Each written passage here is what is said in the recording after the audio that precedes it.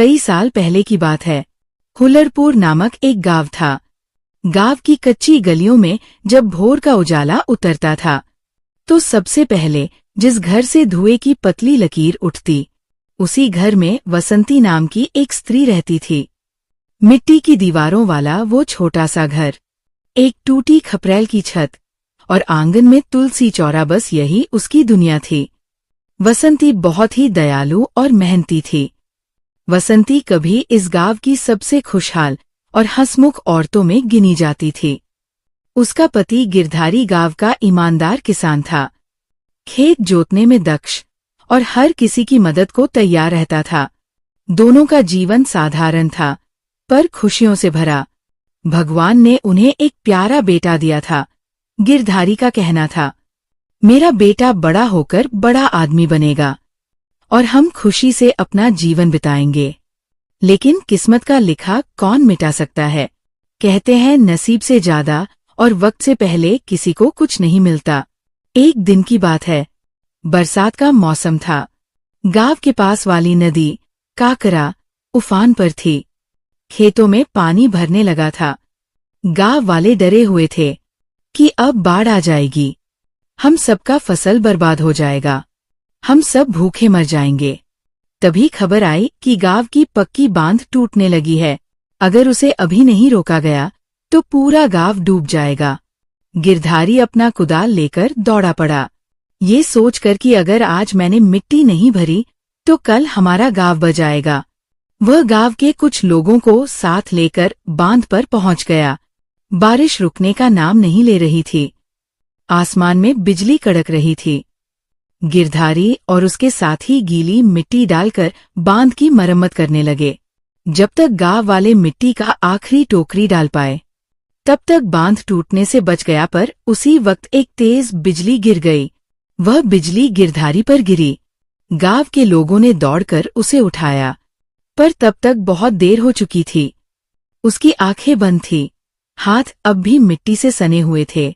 गिरधारी दुनिया छोड़ चुका था। खबर जब वसंती को मिली तो उसके ऊपर दुखों का पहाड़ टूट पड़ा। उसका नन्हा सा बेटा, जिसका अभी तक नामकरण भी नहीं हुआ था, वह अभी 6 माह का था। गिरधारी की मौत के बाद वसंती की दुनिया जैसे थम गई। कुछ दिन तो उसने कुछ खाया तक नहीं, पर हर रात जब वह अपने बेटे को अपनी बाहों में सुलाती तो उसे लगता कि गिरधारी उसके पास खड़ा कह रहा है कि वसंती, अब हमारा बेटा तुम्हारा ही सहारा है। वह उठ खड़ी हुई। हर दिन सुबह वह दूसरों के खेतों में घास काटती, दोपहर में लकड़ियां बीनती और शाम को बेटे के लिए रोटी बनाती। गांव के लोग कभी कभी दया दिखाते, पर वसंती ने कभी भीख नहीं मांगी। वह यही कहती कि मेरे हाथ है, मेरा बेटा है, तो मैं क्यों किसी के आगे हाथ फैलाऊं। मैं इतना मेहनत कर सकती हूँ जिससे अपना और अपने बेटे का पेट भर सकूं। उसका पेट तो अपने बेटे को देखकर भर जाता था। उसका बेटा ही उसका सहारा था। बसंती ने उसका नाम ठन ठन गोपाल रखा था। उनके परिवार में सिर्फ 2 ही सदस्य रह गए थे। ठन ठन गोपाल वसंती का इकलौता बेटा था। ना तो उसका कोई भाई था और ना ही बहन। माँ ने बड़े ही प्यार से उसका नाम ठन ठन गोपाल रखा था। अब उसकी माँ ने ऐसा नाम क्यों रखा था, ये तो कोई नहीं जानता था।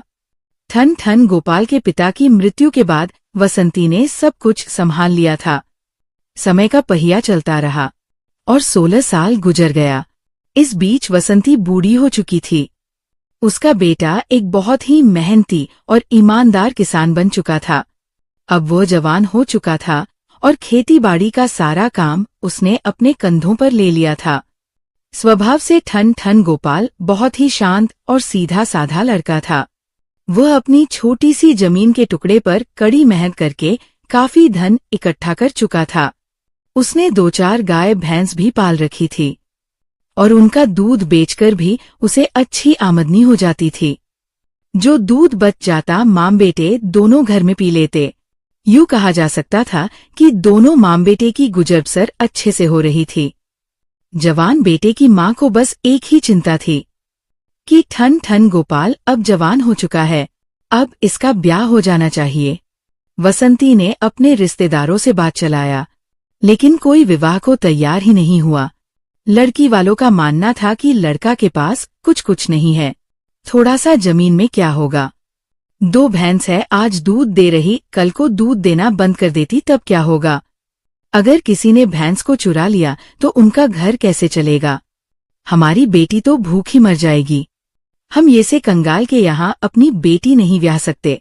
वसंती अपने बेटे की शादी की बात को 2 साल तक बंद कर दिया, किसी से कोई बात नहीं की।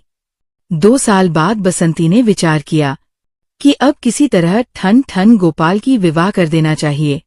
मेरी भी उम्र हो गई है, किसको पता कि पका हुआ आम डाली से कब टपक जाए। इसलिए समय रहते बेटे का घर बसा देना ही ठीक रहेगा। वसंती की एक पड़ोसन की बहू थी जो अगुवाई का काम करती थी। वह किसी का भी विवाह करा सकती थी। तो वसंती ने उससे संपर्क किया और उससे बोली कि बहू फूलगेना, बहुत उम्मीद लेकर तुम्हारे पास आई हूं। तुम मेरे ऊपर एक उपकार कर दो, मेरे बेटे की विवाह करा दो। मैं भी मरने से पहले अपने बहू और पोतों को देख लेना चाहती हूँ। फुलगेना बोली, अरे काकी, आप फिक्र मत करो, बस आप बहू का गृह प्रवेश कराने का इंतजाम करो। आप किसी बात की चिंता मत करो, बस समझो कि आपका बेटा का विवाह हो गया। फूलगेना की सहायता से जल्दी ही ठन गोपाल का रिश्ता पक्का हो गया। ठन गोपाल की होने वाली पत्नी फुलगेना के ही गांव की थी। इस बात का पूरे गांव में शोर मच गया। सबसे ज्यादा खुशी तो ठन गोपाल की माँ को हुई थी। उसने आस पड़ोस के सभी लोगों का मुंह मीठा करवाया। धान की धुलाई, अनाज की पिसाई शुरू हो गई। अगले 3 दिन शादी की तैयारी में निकल गए और फिर निश्चित समय पर बारात गई। लड़की वालों ने बारात के स्वागत में कोई कसर नहीं छोड़ी। बड़े ही अच्छे ढंग से एक सुंदर सी लड़की के साथ ठन गोपाल का ब्याह हो गया। ब्याह के बाद दुल्हन आई और 2-3 दिन ससुराल में रहकर पग फेरे की रस्म के लिए वापस अपने मायके चली गई। अब ठन गोपाल का मन अपनी पत्नी के बिना घर में नहीं लगता था। एक दिन उसने अपनी माँ से कहा, माँ, शादी के बाद तो लड़कियां ससुराल में ही अच्छी लगती है, मायके में नहीं। मेरी पत्नी को गए हुए काफी दिन हो चुके हैं, क्यों ना मैं उसे वापस ले आऊं। ठन गोपाल ने जब अपनी माँ से ये बात कही तो उसकी माँ मना नहीं कर पाई और बोली, हाँ बेटा, तुम सही कहते हो। बहू जब से गई है ये घर सुना सुना सा लगता है। पहले तो इस घर में हम सिर्फ 2 ही प्राणी थे, परंतु जब से घर में बहू का वास हुआ है तब से उसके बगैर घर सुना सा लग रहा है। तू कल ही चला जा और बहू को उसके मायके से वापस ले आ। अगले दिन ठन गोपाल सवेरे जल्दी से उठा, नहाया धोया और बैलगाड़ी लेकर अपनी पत्नी को लेने के लिए चल दिया। पहले कोई यातायात के ज्यादा साधन तो होते नहीं थे, लोग भाड़े की बैलगाड़ी से ही आते जाते थे। शाम होते होते ठन गोपाल अपने ससुराल में पहुंच गया। ससुराल में उसका जोरदार स्वागत हुआ। खाने पीने का इंतजाम होने लगा, पूरी पकवान बनने लगे। उसकी सालियों ने तरह तरह के व्यंजन बनाए, पूरी, सब्जी, हलवा, खीर, सब कुछ बन गया। अब पूरियां छोटी छोटी बनी थी। ठन गोपाल जैसे ही खाने के लिए बैठा, उसने देखा कि पूरियां तो बहुत ही छोटी छोटी है, जबकि उसकी माँ बड़ी बड़ी बनाती है, यानी उसके घर में बड़ी बड़ी रोटियां बनती थी और वह उनके 4 टुकड़े करके ही खाता था। अब उसने देखा कि पूरियां छोटी छोटी है, वो एक एक पूरी पर सब्जी रखता और पूरी की पूरी साबुत ही निगल जाता। उसकी सालियों ने जब ये देखा तो उसका खूब मजाक उड़ाने लगी और उसे देखकर हंसने लगी। ठन गोपाल का मजाक उड़ते देखकर उसकी पत्नी को ये सब बिल्कुल भी अच्छा नहीं लग रहा था। उसका पति इस तरह से बुद्धूपने से खाना खाए, ये उससे बर्दाश्त नहीं हो रहा था। उसकी पत्नी तो अच्छी पढ़ी लिखी और समझदार थी, उसे ठन गोपाल की यह हरकत बिल्कुल भी अच्छी नहीं लगी। चूल्हे पर पूरियां बनाते बनाते वह इस बात का इंतजार कर रही थी कि कब ठन गोपाल उसकी तरफ देखे और वह कब उसे इशारे से समझाए। संयोग से ठन गोपाल की नजरें अपनी पत्नी से मिली तो उसकी पत्नी ने हाथ के इशारे से 2 उंगलियां ऊपर करके समझाया कि अरे भले आदमी कम से कम एक पूरी के 2-2 टुकड़े तो कर ले। ठन ठन गोपाल को लगा कि उसकी पत्नी कह रही है कि एक बार में एक एक नहीं बल्कि 2-2 पूरियां खा लो। अब तो वह एक साथ 2-2 पूरियां खाने लगा। एक पूरी पर सब्जी रखता और दूसरी पूरी उसके ऊपर रखता और फिर अपने मुंह में डाल लेता। इस तरह से वह 2-2 पूरियां खाने लगा। उसकी सालियों ने जब ये देखा तो वह और जोर जोर से हंसने लगी। अब तो उसकी पत्नी को और भी ज्यादा गुस्सा आ गया। उसने माथे पर हाथ मारा और सोचने लगी, हे भगवान, ये कैसे निरे बुद्धू आदमी से मेरा पाला पड़ गया है। इसे तो खाना खाने का सलीका भी नहीं आता। ठन ठन गोपाल ने जब अपनी पत्नी को माथे पर हाथ मारते हुए देखा तो समझा कि ये बोल रही है कि तू पूरियों को ऐसे ही खा ले जैसे पहले खा रहा था। कम से कम एक एक पूरी तो खा रहा था। अब तो तूने हद कर दी। ठन ठन गोपाल बेचारा सीधा साधा आदमी था। उसे अपनी पत्नी का एक भी इशारा समझ में नहीं आ रहा था। ढेर सारा खाना खाने के बाद जब ठन ठन गोपाल की भूख खत्म हो चुकी तो उसकी पत्नी परेशान हो रही थी कि हे भगवान, इसे तो खाना खाना भी नहीं आता और खाता भी तो इतना सारा है। खा पीकर ठन ठन गोपाल उठा। बिस्तर लगा हुआ था। वह जाकर बिस्तर पर सो गया।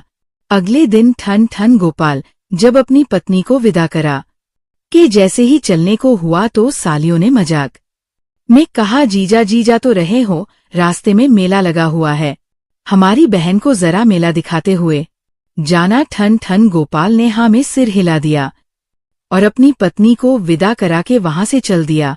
रास्ते में सचमुच मेला लगा हुआ था। ठन ठन गोपाल अपनी सालियों के कहे अनुसार पत्नी को मेले में लेकर चला। थोड़ी देर तक इधर उधर घूमने के बाद मेले की भीड़ में उसकी पत्नी कहीं खो गई। ठन ठन गोपाल चारों तरफ अपनी पत्नी को ढूंढता रहा मगर उसकी पत्नी उसे कहीं नहीं मिली। पास ही उसे एक मंदिर दिखाई दिया। उसने सोचा कि वहां पर जाकर मुझे भगवान से प्रार्थना करनी चाहिए। वह मंदिर में गया और भगवान के सामने प्रार्थना करते हुए कहने लगा, हे भगवान, मेहरबानी करके मुझे मेरी पत्नी से मिलवा दो। मंदिर के पुजारी ने कहा, भाई पहले भगवान पर चढ़ावा रखो और ढेर सारे लड्डुओं का भोग लगाओ, तभी तो भगवान जी तुम्हारी प्रार्थना सुनेंगे। पुजारी की बात मानकर ठन ठन गोपाल ने ढेर सारा चढ़ावा चढ़ाया, भगवान जी को लड्डुओं का भोग लगाया और फिर प्रार्थना करने लगा। भगवान की कृपा कुछ ऐसी हुई कि जैसे ही ठन ठन गोपाल मंदिर के बाहर निकला तो उसकी पत्नी भी उसे ढूंढते हुए वहीं पर आ गई। अब तो ठन ठन गोपाल की श्रद्धा भगवान पर और भी ज्यादा बढ़ गई। उसने भगवान को बहुत ही धन्यवाद किया और अपनी पत्नी को साथ लेकर अपने घर आ पहुंचा। घर पहुंचते ही ठन ठन गोपाल की माँ बहुत ही खुश हुई। बहू ने आते ही घर का सारा काम संभाल लिया। सासू माँ को तो वो कुछ करने ही नहीं देती थी। वैसे तो वो पढ़ी लिखी और समझदार लड़की थी। शुरू में उसे घर का काम करने में थोड़ी सी दिक्कत तो हुई, पर धीरे धीरे वो सब कुछ समझ और सीख रही थी। अगर उसे कुछ समझ में नहीं आता तो अपनी सास से पूछ लेती। एक बार उसकी सास ने कहा, बहू जाकर दूध मथ लो, और जब बहू दूध मथने लगी तो थोड़ी देर के बाद उसमें मक्खन आ गया। बहू अपनी सास को बताते हुए कहने लगी, सासू माँ, दूध में मक्खन आ गया है। ये सुनते ही सासू माँ बोली, बहू, ये तुम क्या कह रही हो? ऐसा नहीं कहते। अपनी सास की बात सुनकर बहू परेशान सी हो गई। उसे समझ में नहीं आ रहा था कि उसने ऐसा क्या कह दिया। उसने तो सिर्फ यही कहा था कि दूध में मक्खन आ गया है। अब उसकी सास ने नाक भों सिकोड़ते हुए कहा, अरे बहू, ये नाम आज के बाद दोबारा मत लेना, क्योंकि मक्खन लाल मेरे स्वर्गीय ससुर जी का नाम था। बहू बहुत ही परेशान हुई। सोचने लगी, इस घर में सबके नाम बहुत ही अजीबो-गरीब है। मेरा पति अच्छा खासा कमा लेता है और उसका नाम है ठन ठन गोपाल। सास के ससुर का नाम मक्खन लाल है। कैसे कैसे अजीबो-गरीब नाम है इस घर के लोगों के। अगली बार जब बहू फिर से दूध मथने लगी तो जैसे ही उसमें मक्खन आया तो वह अपनी सास से जाकर बोली, सासू माँ, दूध में फिर से मक्खन, ये कहते हुए वो रुक गई और कुछ सोचकर बोली, सासू माँ, दूध में आपके ससुर जी आ गए हैं, अपने बेटे को बोल दीजिए कि चलकर निकाल लो। सासू माँ फिर से मुंह बनाते हुए बहू को बुरा भला कहने लगी। बहू को तो कुछ भी समझ में नहीं आ रहा था कि ये सब उसके साथ क्या हो रहा है। अब तो उसे रोज ही डांट फटकार लगने लगी। जब बहू रानी पानी लेने के लिए या गांव में इधर उधर जाती तो लोग उसे देखते ही कहते, देखो देखो ठन ठन गोपाल की बहू आ रही है, वो देखो ठन ठन गोपाल की बहू जा रही है। उसे ये सब सुनकर बिल्कुल भी अच्छा नहीं लगता था कि लोग उसे ठन ठन गोपाल की बहू बुलाएं। एक दिन की बात है, उसने अपने पति से कहा कि आप अपना नाम बदल लीजिए, मुझे ये नाम बिल्कुल भी अच्छा नहीं लगता। भला ये भी कोई नाम हुआ? आप इतना अच्छा खासा कमा लेते हो और नाम रखा है ठन ठन गोपाल। पता भी है कि ठन ठन गोपाल किसको कहते हैं? जिसके पास कुछ नहीं होता उसे कहते हैं ठन ठन गोपाल। मेरा तो भाग्य ही फूट गया जो मेरी शादी तुमसे हो गई। अगर तुमने आज अपना नाम ना बदला तो मैं ये घर छोड़कर चली जाऊंगी, तुम्हारे साथ नहीं रहूंगी। ठन ठन गोपाल ने उसे समझाते हुए कहा, भाग्यवान नाम में क्या रखा है? नाम तो ऐसे ही लोगों के पुकारने के लिए रखा जाता है, इनका जिंदगी पर कोई असर नहीं होता। अगर मेरा नाम ठन ठन गोपाल ना होकर कुछ और होता तो भी मैं वही होता जो मैं आज हूँ। हाँ, अगर इस दुनिया में तुम्हें मेरे नाम से अच्छे नाम वाले लोग मिल जाए तो तू जरूर इस घर से चली जाना, मैं तुझे नहीं रोकूंगा। और अगर तुझे नाम की पहेली समझ में ना आए तो तू घर वापस आ जाना। अब तो उसकी घरवाली गुस्से में आकर घर छोड़कर चल दी। रास्ते में उसे एक छोटी सी लड़की मिली जो रास्ते से लकड़ियां बिन रही थी। उसने फटे पुराने कपड़े पहने हुए थे। ठन ठन गोपाल की पत्नी ने उससे पूछा, अरे तेरा क्या नाम है और तू क्या कर रही है? वह लड़की बोली, मेरा नाम लक्ष्मी है और मैं रोज इसी तरह से रास्ते से लकड़ियां इकट्ठी करती हूँ, इसी से मेरे घर में चूल्हा जलता है। ठन ठन गोपाल की पत्नी सोचने लगी, अच्छा नाम है लक्ष्मी और काम करती है लकड़ियां बिनने का, बड़ी अजीब बात है। ये सोचते हुए वो आगे बढ़ी तो उसे भूसे की बैलगाड़ी ले जाता हुआ एक आदमी मिल गया। उस आदमी ने ठन ठन गोपाल की पत्नी से रास्ता पूछा। रास्ता बताने के बाद वो कहने लगी, भैया तुम्हारा नाम क्या है? वह आदमी बोला, मेरा नाम है धनीराम। ठन ठन गोपाल की पत्नी एक बार फिर से सोच में पड़ गई। सोचने लगी, नाम है धनीराम और काम क्या करता है? बैलगाड़ी में भूसा धोता है। अरे इसका नाम धनीराम होने से इसे भला क्या फायदा हुआ? धन तो इसके पास आया ही नहीं। थोड़ी देर के बाद वह थोड़ा और आगे बढ़ी। सामने से एक शव यात्रा जा रही थी। उसने लोगों से पूछा, भैया क्या हुआ? इनको और इनका नाम क्या था? लोगों ने कहा, राम राम राम, बहुत बुरा हुआ, बड़े ही अच्छे आदमी थे बेचारे, और इनका नाम था अमरपाल। ठन ठन गोपाल की पत्नी ने सोचा, ये कैसी विडंबना है, नाम है अमरपाल और आदमी मर गया। अब तो उसकी बुद्धि चकरा गई। वो वहीं से अपने घर वापस लौट गई। जैसे ही उसने घर की दहलीज पर कदम रखा तो उसके पति ने कहा, अरे भाग्यवान, तुम लौट आई, तुम तो मुझसे गुस्सा होकर गई थी, फिर घर वापस कैसे आ गई? वो बोली, मेरी नाराजगी अब दूर हो गई है। पति बोला, अच्छा ऐसा क्या देख लिया तुमने जो तुम्हारी नाराजगी दूर हो गई और तुम उल्टे पाव घर वापस आ गई? पत्नी कहने लगी, लकड़ी बीने लक्ष्मी, भूसा ढोए धनी राम, अमरपाल तो मर गए तो भले मेरे ठन ठन गोपाल। ये सुनते ही ठन ठन गोपाल की आंखों से खुशी के आंसू बहने लगे, क्योंकि उसकी पत्नी को समझ में आ चुका था कि नाम से कुछ नहीं होता, इंसान अपने कर्मों से ही बड़ा होता है। उसकी पत्नी सोचने लगी, उसका पति अच्छा खासा कमा लेता है और बहुत अच्छा इंसान है, उसकी सारी ख्वाहिशों को पूरा करता है, मुझे खुश रखने की पूरी कोशिश करता है। रही बात सासू माँ की, तो वह तो बेचारी पुराने विचारों की है, कोई बात नहीं, दिल की तो बहुत ही अच्छी है, सब निभ जाएगा। ये सोचकर ठन ठन गोपाल की पत्नी उसके साथ हंसी खुशी रहने लगी। इस घटना के बाद से उसने कभी भी अपने पति को उसके नाम के लिए परेशान नहीं किया, और कुछ समय के बाद उसकी सास के साथ भी उसका व्यवहार बहुत ही अच्छा हो गया। वे सभी लोग एक सुखी परिवार की तरह अपना जीवन बिताने लगे। सालों पुरानी कहानी है।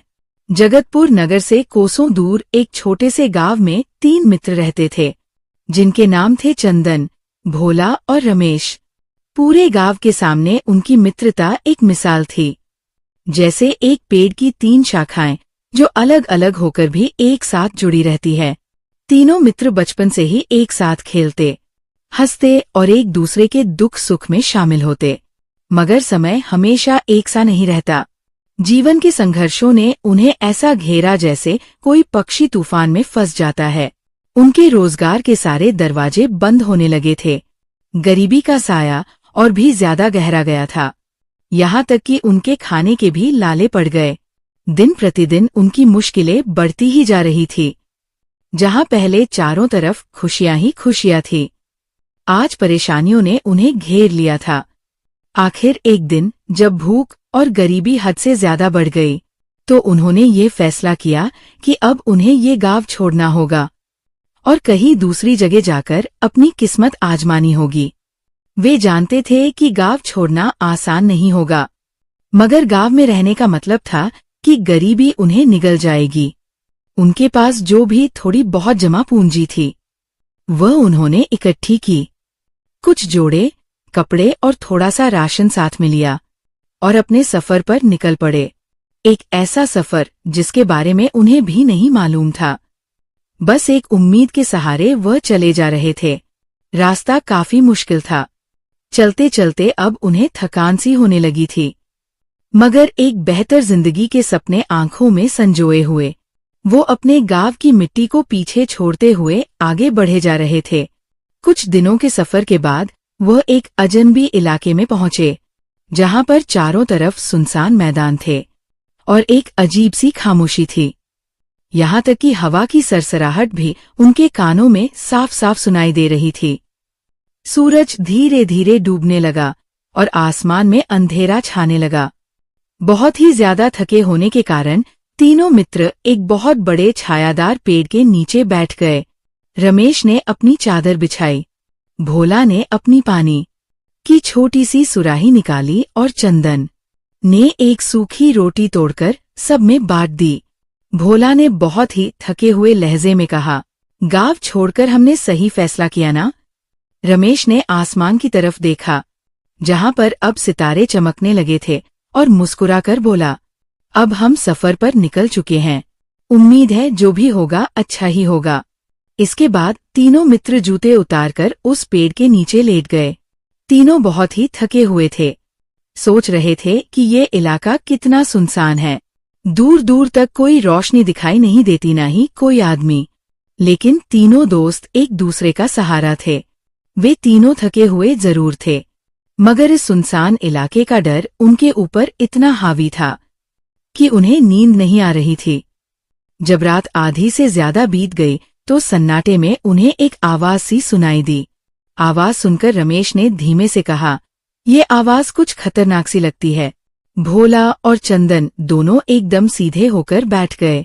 उनके दिल तेजी से धड़कने लगे। भोला ने धीरे से कहा, ये क्या आफत हो सकती है? कोई आदमी तो नहीं लगता। तीनों दोस्त धीमी आवाज में बातें करने लगे कि अचानक दूर घास में कोई चीज तेजी से हरकत करने लगी। कि तभी भोला ने देखा कि एक खतरनाक भेड़िया उनकी तरफ लपक रहा था। रमेश जोर से चीखा और फिर तीनों दोस्त उठकर खड़े हो गए। उनके शरीर में जैसे बिजली सी दौड़ गई और वह अंधेरे में अपनी जान बचाने के लिए तेजी से दौड़ने लगे।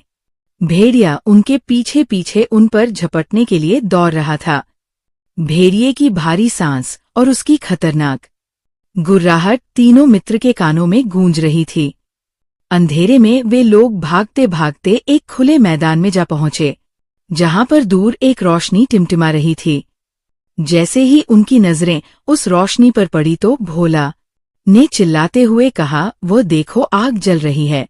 और फिर तीनों मित्र अपनी बची कुची हिम्मत जुटाकर उस रोशनी की तरफ दौड़ने लगे।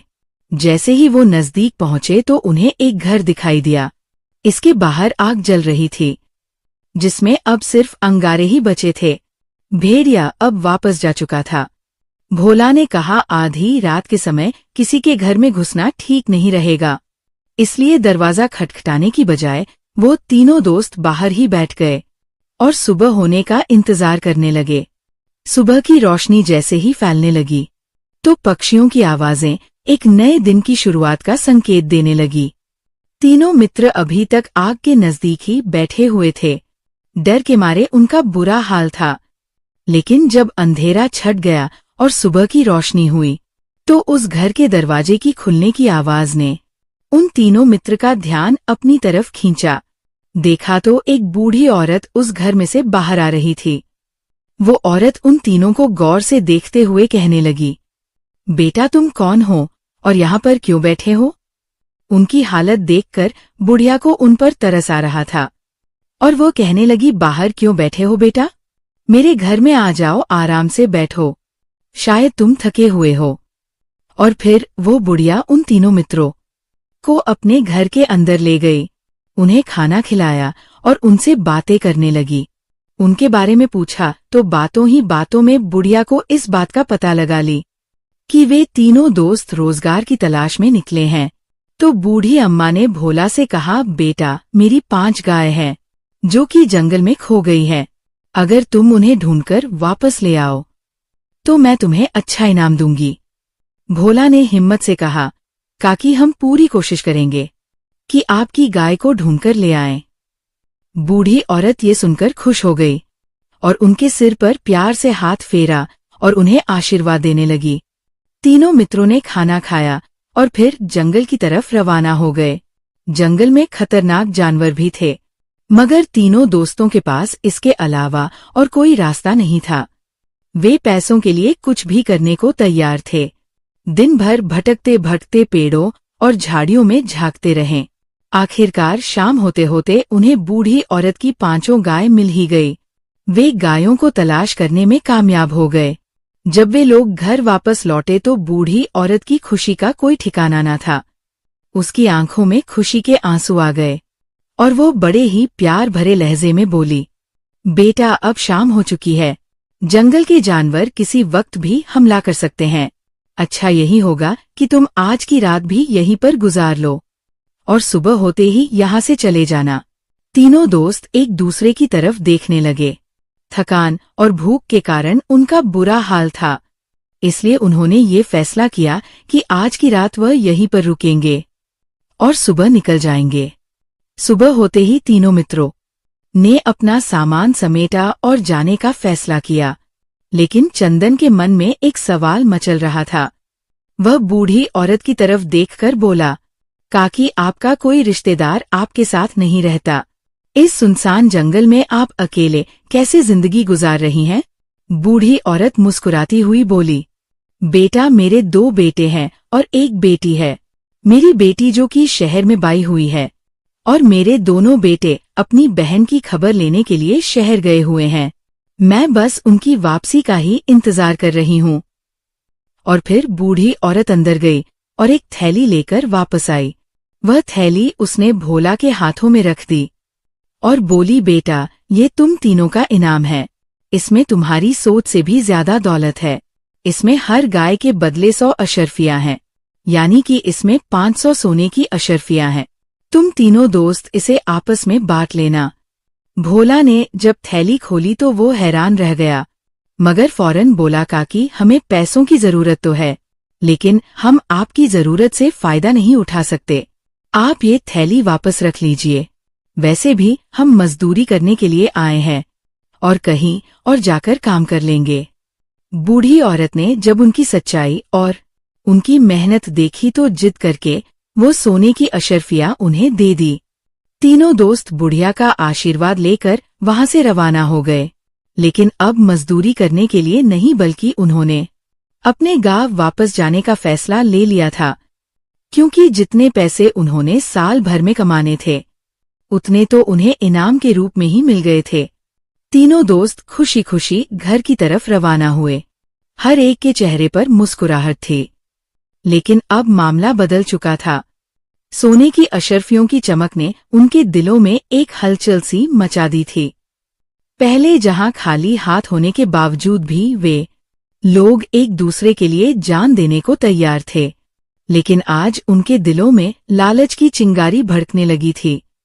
गांव जाते हुए तीनों मित्र भूख से बेचैन होने लगे, तो उन तीनों ने सलाह की कि भोला को खाने का सामान लाने के लिए नजदीक के ही किसी बाजार में भेज देना चाहिए, जबकि रमेश और चंदन पेड़ के नीचे बैठकर उसका इंतजार करने लगे। मगर उनके दिलों में लालच सिर उठा रहा था।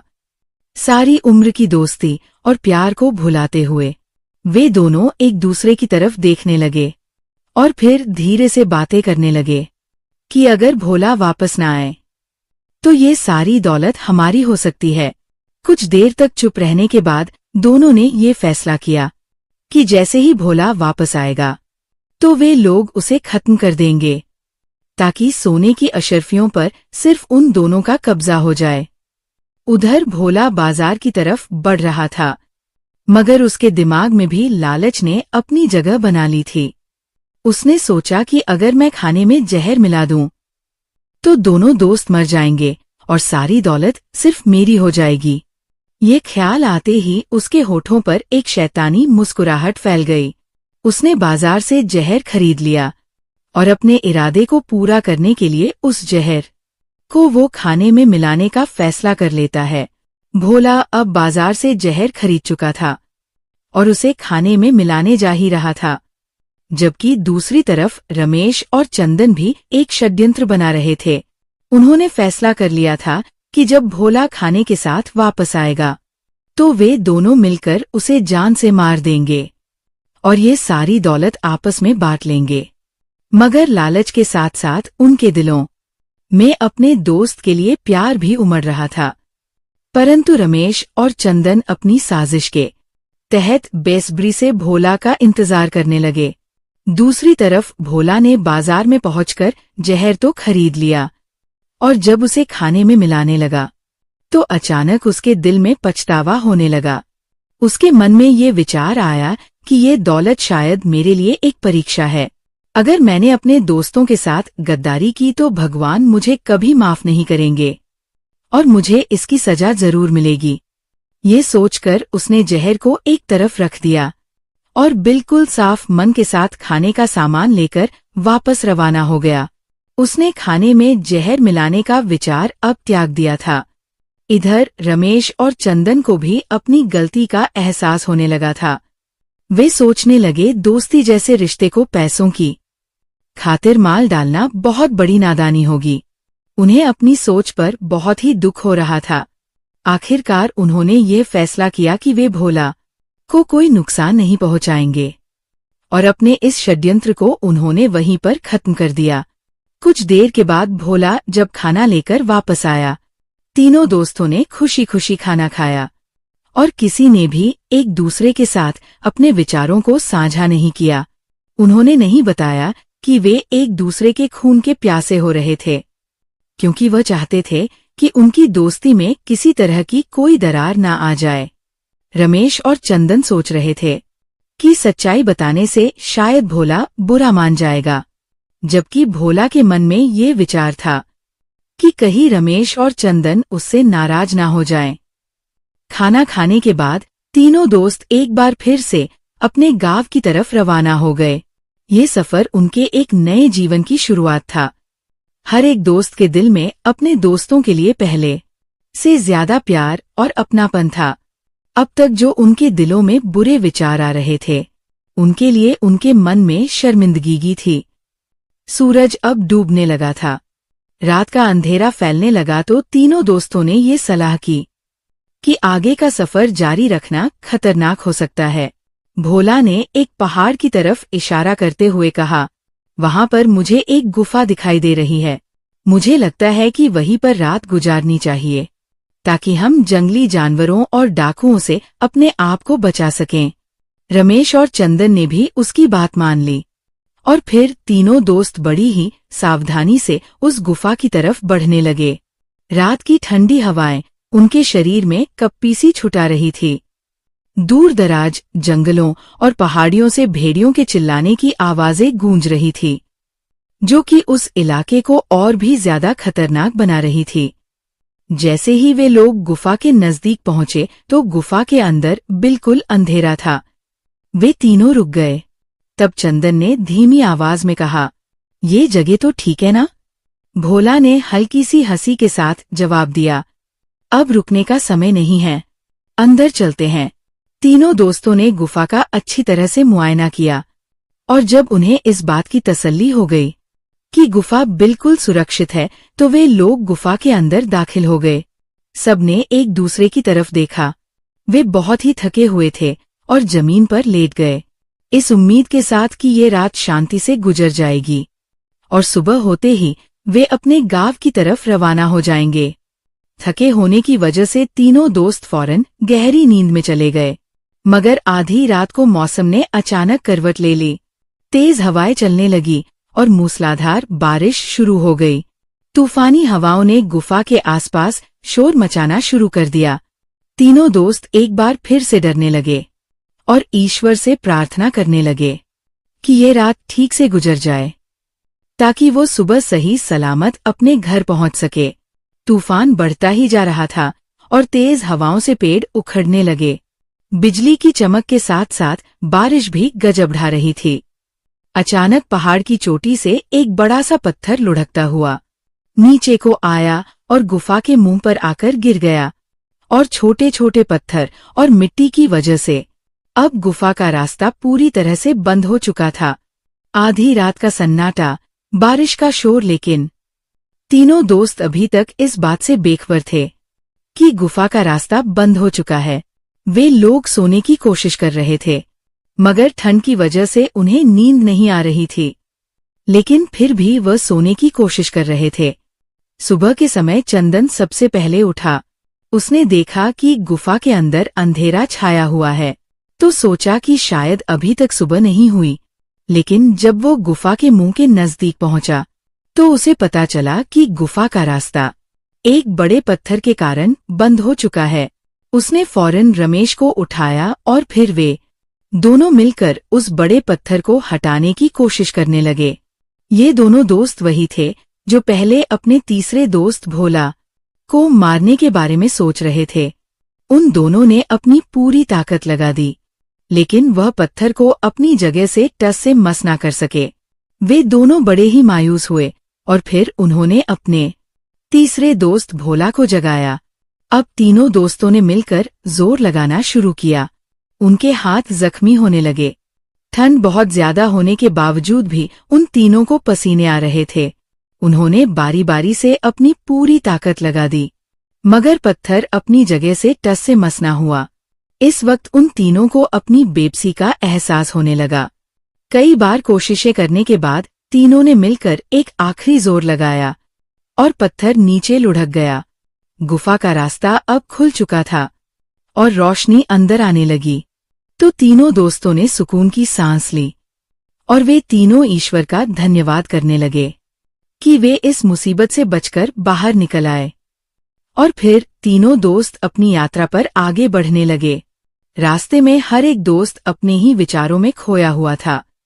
चंदन सोच रहा था कि अगर हमने भोला को नुकसान पहुंचाया होता तो आज हम उस पत्थर को हटाने में सफल ना हो पाते और इसी गुफा के अंदर तड़प कर मर जाते। जबकि भोला के दिल में ये विचार आ रहा था कि अगर मैंने खाने में जहर मिला दिया होता तो मैं अकेला इस पत्थर को कैसे हटाता और उस गुफा के अंदर भूखा प्यासा ही मर जाता। इसके बाद तीनों दोस्तों ने एक दूसरे को सारी सच्चाई बता दी और एक दूसरे से माफी भी मांगी। वे तीनों अपने गांव पहुंचे और उन्होंने बड़ी ही ईमानदारी से सोने की अशर्फियां आपस में बांट ली। अब वे तीनों पहले से ज्यादा एक दूसरे के करीब हो गए थे और भाइयों की तरह वह अपना जीवन गुजारने लगे। इस कठिन परीक्षा ने उनके दिल दिमाग पर गहरा असर छोड़ा था और उन्हें ये एहसास हो गया कि लालच न सिर्फ दूसरों के लिए बल्कि खुद इंसान के लिए भी तबाही का कारण बन सकता है।